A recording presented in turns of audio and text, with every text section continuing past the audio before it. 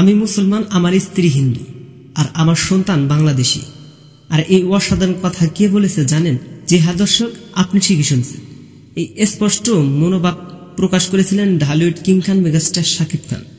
তাহলে চলুন জেনে নেই কোন ধর্ম পালন করেন মেগাস্টার শাকিব খানের ছেলে আবরাম খান জয়। শাকিব খান গত কয়েক দশক ধরেই ঢালিউডের বক্স অফিস কিং খান এবং স্ত্রী তার হিন্দু। এটা বললে চলবে না, বাংলাদেশ একটি মুসলিম প্রধান দেশ। বাংলাদেশের প্রায় 91% মানুষ মুসলিম ধর্মের অনুসারী। তাই একজন হিন্দু ধর্মের মানুষ হয়েও ঢালিউডের শীর্ষস্থান দখল করে থাকা মোটেও সহজ ছিল না চিত্রনায়িকা অবিশ্বাসের। তবে শুরুটা থেকেই যেহেতু একসাথে পথ চলা ছিল অপু শাকিব খানের, ঠিক একইভাবে এখন পর্যন্ত একসাথে থাকার পরিকল্পনা করে যাচ্ছে তারা।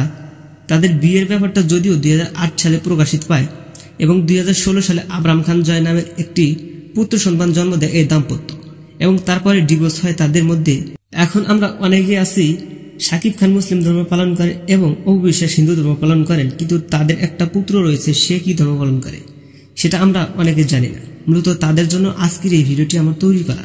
আবরাম খান জয় এখনো ছোট মানুষ, তাকে নির্দিষ্ট কোনো ধর্ম শেখানো হচ্ছে না, কারণ যখন মায়ের কাছে থাকে তখন হিন্দু ধর্ম পালন করতে দেখা যায় এবং বাবার কাছে থাকে তখন ইসলাম ধর্মে পালন করতে দেখা। তবে এখন পর্যন্ত তাদের ধর্মের কোনো গন্তব্য নেই। তো আশা করছি সকালে বুঝতে পারছেন। এই ছিল আজকের ভিডিওটি ভালো লাগলে একটা লাইক দিন, আপডেট করবে তো আমাদের সাথে।